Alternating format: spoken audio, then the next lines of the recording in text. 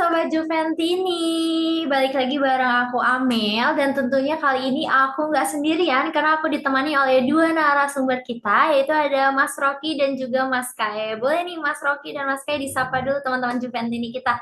Halo, selamat Hari Kemerdekaan. Kita ini tag-nya pas 17 Agustus. Oh ya benar banget teman-teman kita. Eh, pada Thank you manjat, Mas. pada panjat pinang kan nih? Saya nggak ikut lomba sih di rumah. Oke, oke silakan Mas Kae juga boleh disapa-sapa dulu teman-teman kita. Halo Sobat Suara Juventini, aku Hai dari Jakarta Barat. Oke, terima kasih Mas Rocky dan juga Mas Kaya. Nah, buat teman-teman Juventini ini yang mau juga menjadi salah satu narasumber kita, bisa banget loh. Caranya gimana? Gampang banget. Kalian bisa bergabung dengan membership kita. Ya, selain kalian bisa menjadi salah satu narasumber ya, seperti Mas Kaya ini ya. Kebetulan Mas Kaya ini adalah salah satu membership kita nih, teman-teman. Ya, di sana juga kita ada grup WA, teman-teman, yang pastinya update terus deh tentang Juventus. Oleh karena itu, kali ini juga nggak kalah seru topiknya. Kita akan bahas review pramusim terakhir. Jadi jangan kemana-mana, tonton terus ya. Jangan lupa like, comment, dan subscribe. Oke, seperti yang kita tahu, selesai sudah ya rangkaian pramusim Juventus musim 2025-2026 yang ditandai dengan laga melawan Atalanta.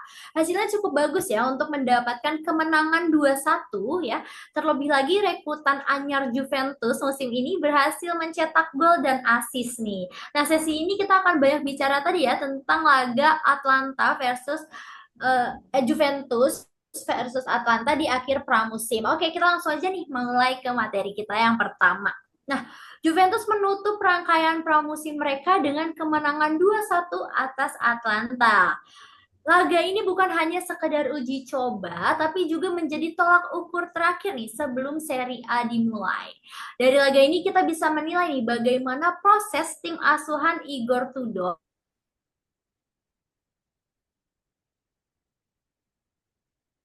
orang baru mau evaluasi kesiapan fisik dan mental. Nah, lebih menariknya lagi karena Atlanta lawan yang punya pelatih baru ya. Tim Atlanta ini sebelumnya terkenal dengan pressing integritas tinggi dan juga rotasi cepat dan pergantian ke pelatih baru mereka tuh ada perbedaan nih. Sehingga kemenangan ini punya bobot yang cukup penting bagi Juventus untuk mengukur stabilitas pertahanan dan variasi serangan. Nah, dari kemenangan 2-1 atas Atlanta nih, kira-kira apa sih, Mak? Apa aspek yang paling positif nih yang kita bisa lihat dari performa Juventus? Apakah struktur build up, koordinasi, pressing, atau kontribusi pemain individu tertentu? Nah, boleh silakan Mas Rocky dijawab dulu deh, Mas. Oke, terima kasih Amel atas kesempatannya. Baik, saya ingin melakukan opini ya terhadap pertandingan kemarin antara Atalanta melawan Juventus, di mana di sini sudah terlihat mungkin Tudor bisa membangun kepercayaan diri pemain menjelang musim ini akan berlangsung. Di mana alur bola dari belakang pun ke tengah, kita lihat di mana kemarin itu proses terjadinya gol juga itu melalui bukannya dari titik apa ya, dari sepak pojok atau lemparan ke dalam. Jadi mulai ada proses kerja dari belakang pemain tengah sehingga terciptanya ada kerjasama sehingga terjadinya gol. Itu Jonathan David sama satu lagi Vlahovic.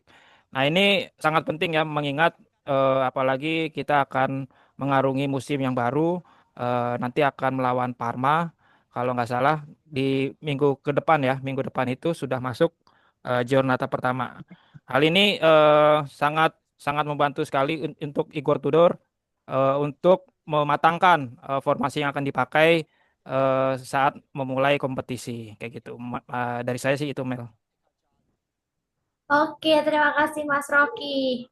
Kalau misalnya dari Mas Kay gimana ya pendapatnya Mas? Silakan Mas. Oke, dari hasil semalam itu udah positif ya, kita berhasil menang lagi dan walaupun mungkin Atalanta itu berbeda ya, kalau musim lalu itu masih kuat dan dengan pelatih yang sudah stay lama di sana, jadi permainannya lancar gitu.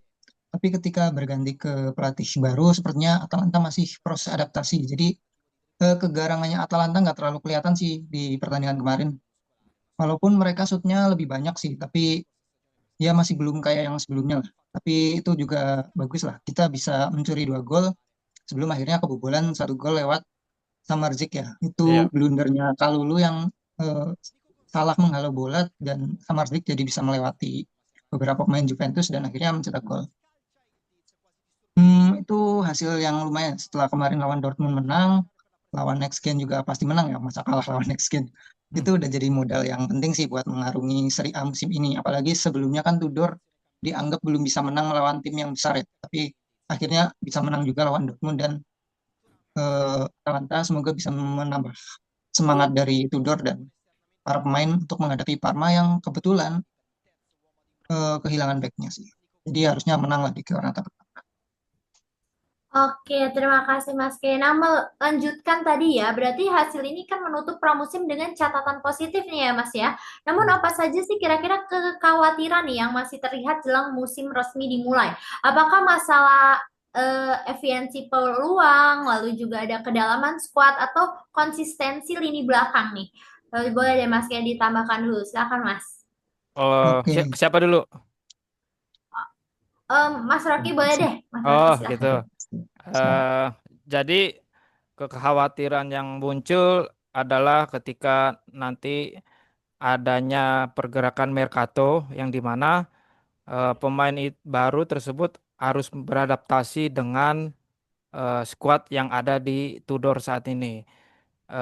Kenapa bisa bilang kayak begitu? Karena lebih baik Mercato itu atau pembelian itu dibeli saat-saat pramusim. Karena kenapa? Biar menumbuhkan chemistry atau melihat apa individu pemain tersebut apakah cocok dengan skema Tudor yang direncanakan. Kalau misalnya nanti dibelinya pas last minute biasa kan Juventus tuh belinya menjelang detik-detik penutupan biasanya kayak panik buying terus Baik, beli baik. kayak gitu. Nah, itu yang cukup sangat mengkhawatirkan buat saya karena dengan kayak begitu pemain harus beradaptasi lagi ya takutnya malah nggak perform kayak gitu sehingga skuad yang sudah terbentuk serta kedalaman skuadnya juga akan menjadi pertanyaan kayak gitu.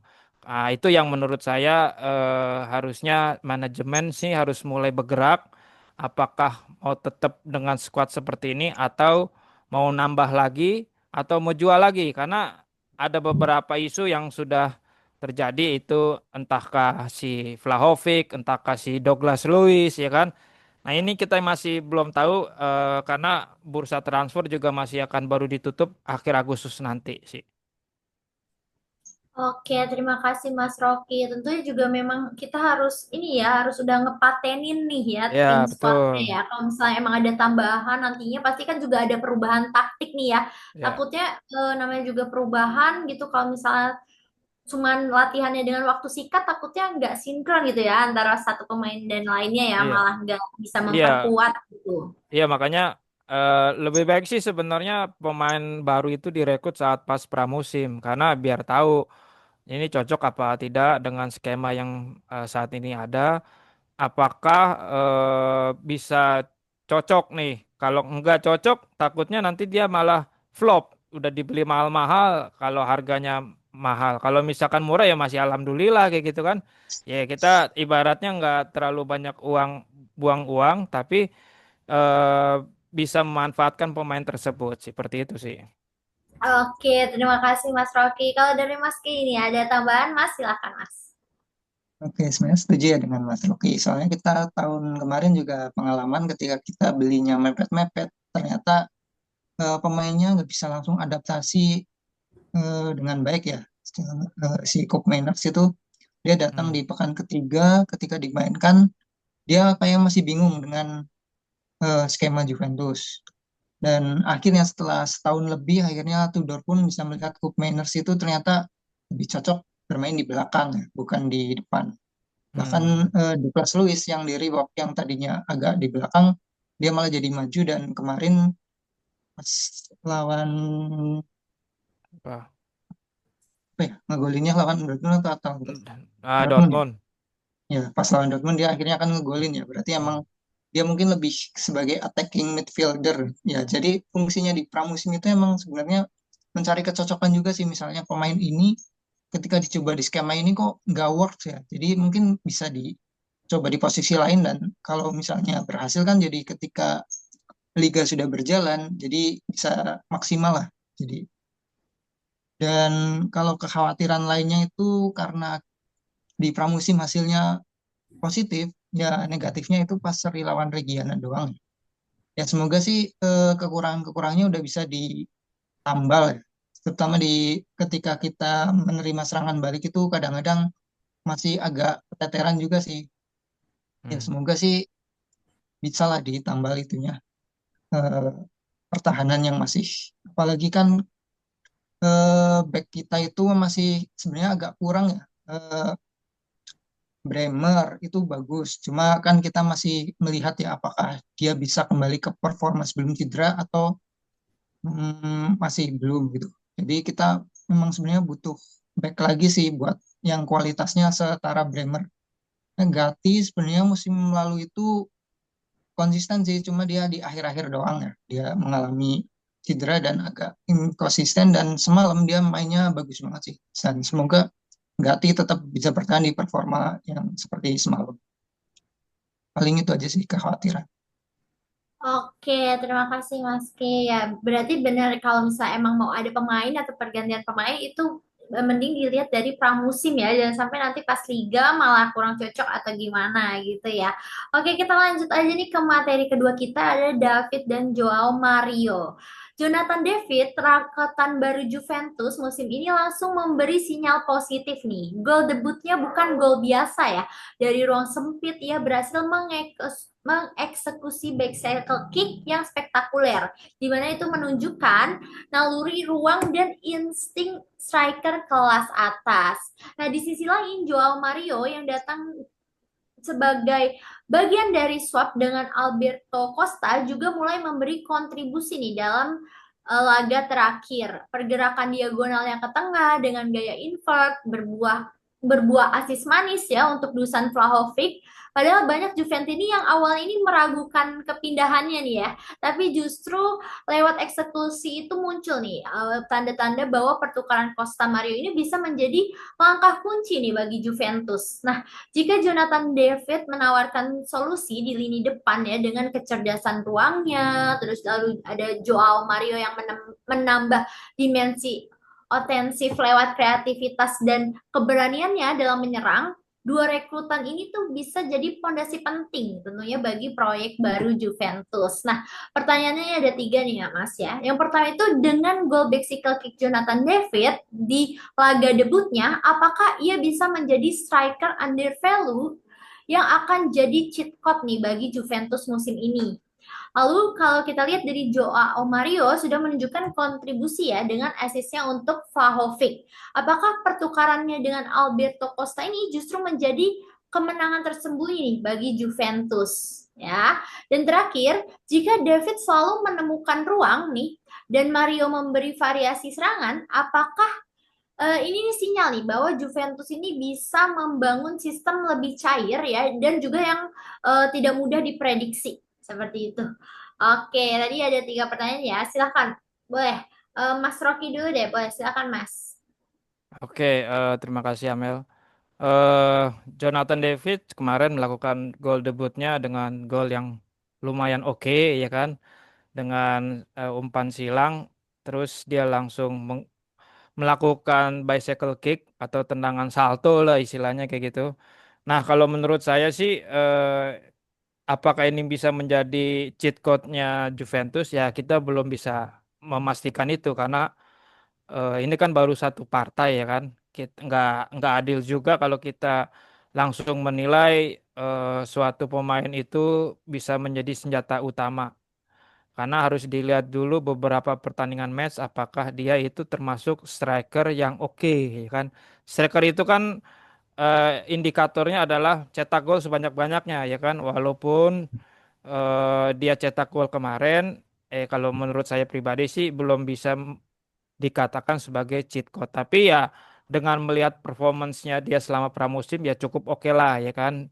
karena melihat beberapa peluang yang pernah ia ciptakan entah lawan Next Gen dan kemarin akhirnya mencetak gol melawan Atalanta.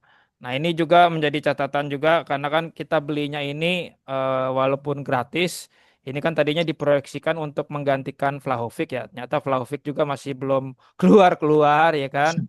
Ya, makanya antara double nih apakah si Davids menjadi eh, untuk starting line up-nya apakah Vlahovic. Nah, untuk yang kedua, Joao Mario menunjukkan kontribusi asisnya, yaitu bagus sih. Sempat ada beberapa Juventini itu mengatakan bahwa sayang nih Alberto Costa kok diganti sama Joao Mario kayak gitu kan. Apalagi usianya lebih muda si Alberto Costa ya kan. Melihat performance kemarin menjelang akhir-akhir musim dirinya cukup memberikan kontribusi yang cukup oke. Makanya ada sebagian para fans itu ya kok kenapa diganti sama pemain ini nih ya kan kita juga masih belum kenal ya kan. Apalagi usianya juga lebih tua dibandingkan Alberto Costa ya tapi oke lah kalau untuk Joao Mario ini mungkin ya kita bisa ngeliat lagi beberapa match ke depan karena ini kan baru satu musim baru satu partai belum bisa kita lihat pergerakannya gimana karena ya ini sama-sama pemain baru ya kan ya mereka pasti ingin menunjukkan kontribusinya ingin menunjukkan skill fullnya apakah cocok masuk dalam skemanya si Igor Tudor. Dan tadi pertanyaan terakhir adalah jika David selalu menemukan ruang, apakah memberikan variasi serangan? Ya itu tergantung nanti strategi yang dipakai oleh si Igor Tudor tersebut kayak gitu kan. Karena kita nggak bisa hanya mengandalkan dua pemain ini aja karena kan ini kan kesebelasan ya kan. Ada beberapa pemain juga yang sangat penting ya kan. Tapi dengan melihat cairnya Joe Mario sama David kemarin yang mungkin bisa memberikan titik cerah lah ya kan. Ya walaupun dalam presentasinya mungkin masih kecil lah. Ya kita lihat saja nanti apakah bisa mereka ini bisa menunjukkan tajinya karena kan ini baru melawan partai Atalanta ya kan belum ketemu Inter, belum ketemu Milan, belum ketemu Lazio, Roma ya kan. Nah, itu yang harus kita buktikan kayak gitu. Oke, terima kasih Mas Rocky. Jadi kalau misalnya bisa dibilang kalau misalnya masih terlalu awal gitu ya untuk Iya, menilai seperti Jonathan David kalau dibilang cheat code juga dia kan baru pertandingan pertama nih ya. Kita masih belum bisa melihat. Dan kalau tadi untuk masalah apakah ini bisa membangun sistem yang lebih cair dan juga lebih tak mudah diprediksi tergantung lagi ya dengan iya. pelatih kita Karena gimana caranya dia. nggak bisa nggak adil juga baru satu match lu ngasih info pemain ini langsung bagus nih ya gitu ya kita melihat dia juga di Liga Perancis si Jonathan David juga bagus ya kan tapi kan belum tentu bisa masuk ke Serie A apalagi kan ini dia musim baru ya kan kita Hmm. harus lihat at least 5 partai awal apakah dia bisa bagus kayak gitu sih. Oke, terima kasih Mas Rocky. Jadi gitu ya, kita lihat dulu nih 5 partai awal. Apakah masih tetap konsisten gitu ya? Semoga aja sih tetap konsisten bagus terus ya. Pastinya kita berharapnya. Oke, kalau dari Mas Kay ada tambahan atau pendapat lain Mas? Silahkan Mas. Oke, kita bahas ya dari Jonathan, striker dari masa depan. Dia dari cara permainan sih menurutku dia upgrade ya dari Vlahovic. Apalagi Vlahovic musim kemarin ya, bukan Vlahovic yang di Fiorentina. Dan sebenarnya dia kan sempat dikomen juga sama Tudor kalau di Liga Prancis dia jarang berduel lah dengan back soalnya di Italia kan backnya lebih ketat lah dibanding dengan Liga Prancis. Jadi itu emang tantangan tersendiri buat si Jonathan David. Tapi dia ya bisa membuktikan lah sedikit bahwa dia walaupun dikawal-kawal gitu tapi tetap bisa mencari gimana caranya mencetak gol ya. Walaupun dia juga sempat struggle sih sebenarnya di pertandingan kemarin ketika dia mau megang bola udah ada yang jagain gitu. Mungkin dia juga kaget ya dengan perubahan dari Liga Prancis ke Liga Italia. Cuma harapannya emang dia bisa adaptasi lah dari pertandingan kemarin. Atalanta juga walaupun pelatih baru juga ya nggak bisa dibilang lemah juga sih. Mungkin masih di ya menengah ke atas lah bisa lah disebutnya menengah ke atas. Dan ya dia cukup bagus dan kita berharap seperti kata Bung Rocky kita lihat eh, bagaimana di pertandingan resminya nanti di Serie A selama beberapa pekan, mungkin 5 pekan kalau dia emang konsisten. Seperti Kolomuani itu kan konsisten ya, cukup konsisten di awal-awal. Dia mulai struggle di akhir-akhir karena ya dia kecapean juga sih mungkin karena sering main dan jarang diganti juga waktu itu. Ya semoga nanti kalau misalnya ada striker lain yang bisa mendampingi Jonathan David berotasi mungkin bisa ya ketika David gacor dia bisa menembus, ketika dia mungkin buntu penggantinya bisa pemain penggantinya bisa mencetak gol, jadi Juventus nggak kekurangan ide lah buat mencetak. Dia 2 kali lah persisnya pas lawan Dortmund sama lawan Atalanta. Kalau dibilang apakah dia lebih baik dari Alberto Costa, aku bilang belum sih, soalnya Alberto Costa di klub yang baru di Porto dia juga udah membuat 1 assist dan itu umpannya bagus banget sih, umpan crossing diselesaikan oleh strikernya. Nah, itu kan berarti ya semoga Joao Mario juga bisa membuktikannya di laga resmi di Serie A. Jadi kita benar-benar beruntung punya dia gitu. Tapi kalau apakah dia lebih bagus dari Alberto Costa belum sih kalau menurutku. Bahkan harapanku sih sebenarnya Alberto Costa tetap stay dan ada Joao Mario nggak apa-apa. Jadi langsung belajarlah dari Alberto Costa bertukar pengalaman dengan Joao Mario yang lebih senior. Kemudian apakah kedatangan kedua pemain ini bisa memberikan warna baru di Juventus? Ya kalau dari beberapa pertandingan terakhir di pramusim udah ada ya sisi positif lah ya. Dari sebelumnya kita sangat bergantung penyerangan itu di Cambiaso sama Yildiz di sebelah kiri. Ketika ada Joao Mario jadi ada opsi lain lah di sebelah kanan dan ternyata Joao Mario tidak membutuhkan adaptasi yang lama ya. Jadi ketika di pramusim dia bisa menjawab ketika diberi kesempatan bermain dia bisa menjawab dengan baik sih dan semoga di Serie A pun dia bisa membuktikan itu dan bisa membuktikan bahwa memang dia pantas lah di Juventus. Oke, terima kasih Mas Kai. Pastinya pokoknya kita berharap yang terbaik untuk skuad Juventus ya untuk partai-partai selanjutnya. Nah, sekarang kita masuk ke materi 3, kita akan rating Juventus versi Footmob ya.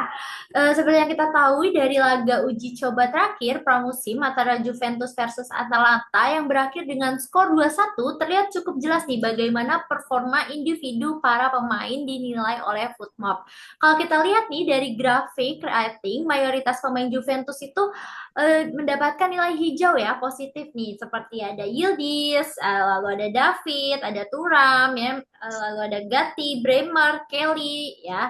Dan juga ada beberapa yang berada di zona orange ya, cukup baik tapi tidak terlalu meyakinkan ya. Yang dapat zona orange itu ada Kalulu, ada Locatelli, ada Kostic. Nah, tidak ada yang sampai merah memang ya, tapi menarik dicermati nih bahwa ini adalah kesempatan terakhir nih untuk unjuk performa sebelum akhirnya masuk ke Serie A musim 2025 per 2026. Nah, siapa sih yang sudah siap tampil konsisten sebagai starter ya? Siapa yang masih meragukan untuk bersaing di level kompetitif Serie A? Oke. Nah, kalau kita lihat dari kualitas pemain dari rating tadi yang sudah saya sebutkan gitu ya, yang hijau dan orange, menurut narasumber nih, siapa sih yang benar-benar stand out nih di laga ini dan siapa yang justru perlu evaluasi mendalam nih Mas kayaknya sebelum musim dimulai. Lalu bagaimana nih pandangan narasumber, apakah hasil uji coba plus rating individu ini akan benar-benar mempengaruhi nih keputusan Mercato Juventus ya, yaitu akan lebih mengejar penambahan pemain gitu atau malah lebih santai nih dan siap apabila tak ada penambahan di Mercato dengan squad yang ada. Nah, silakan boleh deh Mas Kaya duluan deh. Silakan Mas. Oke. Dari rating ya sebenarnya nggak terlalu ini sih ya. Paling yang paling bagus kan di Gray ya, dia save-nya lumayan banyak tuh di pertandingan kemarin. Jadi cuma kebobolan satu. Dan yang paling buruk aku lihat itu Kalulu, dia emang apa saja sih ketika dia gantiin back, dia masuk, dia keputusannya satu keputusan yang salah dia berubah jadi gol. Nah, itu yang bikin dia nilainya jelek. Ya sebenarnya Kalulu ini emang masih belum stabil ya. Dia masih inkonsisten, terutama setelah dari cederanya. Eh, Harapannya sih semoga dia belajar lah dari kesalahan-kesalahan di pertandingan ini, bisa diperbaiki dan ketika menjalani di laga resmi dia bisa lah improve ya. Sementara apa lagi? Udah bagus sih sebenarnya, alur serangannya udah mulai jelas ya dari skuadnya Tudor, nggak seperti musim lalu yang masih kayak meraba-raba. Sekarang udah mulai, dan beberapa pemain juga sudah chemistry-nya udah ada ya, dari Cambiaso Yildiz terutama, dan oh, sorry. Mainers bermain dengan sangat bagus ya tadi malam. Bahkan kalau boleh dibilang mungkin dia menggusur Locatelli sih. Ya, semoga dengan ini Locatelli pun jadi semangat untuk menaikkan performanya, jadi persaingan yang sehat lah. Itu aja sih. Oke, terima kasih Mas Kaya. Kita langsung aja nih ke pendapat dari Mas Rocky. Silakan Mas Rocky. eh ada beberapa poin sih yang gua eh, kemarin pada match antara melawan Juventus. Kemarin itu gua ngeliat Yildiz itu 2 peluang, tapi kipernya Atalanta itu emang selalu kalau kenapa ya kalau lawan lawan Juventus tuh kipernya langsung jadi Buffon semua kayak gitu kan. Kesel banget kemarin. Itu harusnya kemarin Yildiz bisa cetak 2 gol cuma eh, digagalkan oleh kipernya Atalanta Iker Seki. Nah terus Cambioso ini kemarin juga oke karena emang udah langganan sih dan sebelumnya juga dia udah cetak gol. Apalagi kalau dengan formasi seperti ini ya gue mungkin Tudor ini masih mencoba Koopmeiners bisa dijadikan starting line up atau tidak nih karena kan dia tektokannya sama si Locatelli kata si Kae kan. Nah ini yang agak parah dikit si Nico Gonzalez nih nggak tahu nih kenapa ya karena kemarin matchnya juga kurang terlalu oke kayak gitu kan. Pagi ada isu juga dia juga mau dijual ya kan. Nah, apakah mempengaruhi di Mercato ya sangat mempengaruhi karena kalau misalnya dengan formasi seperti ini, berarti penambahan mungkin bisa terjadi di posisi pemain belakang ya kan. Apalagi Bremer, Kabal juga masih belum kita pastikan apakah bisa top perform karena setelah pasca cedera ACL, nah itu yang jadi khawatirkan saya ya kan. Apalagi katanya Juventus juga mau membeli Oh really ya, nggak salah tuh ya dari pemain mana tuh. Nah itu juga katanya mesti menjadi bagian Mercato Juventus. Dan Weston juga katanya mau dijual ya kan. Nah, kita nggak tahu nih makanya masih simpang siur nih ya kan. Siapa yang mau dibeli, siapa yang mau dijual. Karena pergerakannya nggak kayak dulu Gintoli si Komoli ini lebih melihat menunggu ya kan kira-kira siapa pemain yang bisa dijual dan siapa yang bisa dibeli kayak gitu. Kalau dulu kan asal cepet dapet ya kan. Nah ya tapi akhirnya kan pemainnya yang malah jadi pemain Deadwood ya kan yang nggak bisa pemain apa-apa ngeflop harganya mahal ya kan makanya si Komoli ini lebih melihat dulu nih siapa-siapa yang masih menjadi bidikannya dia di Mercato kali ini kayak gitu sih. Oke, terima kasih Mas Rocky. Nah, itu dia tadi ya suara Juventini, teman-teman Juventini. Pembahasan kita hari ini ya, teman-teman. Saatnya aku Amel dan juga dua narasumber kita tentunya Mas K dan Mas Rocky pamit undur diri. Teman-teman, jangan lupa untuk di-like, di-komen ya, di-share juga sebanyak-banyaknya. Kita tutup dengan Vino alla fine. Forza Forza Kita Juve. Juve. Terima kasih semuanya.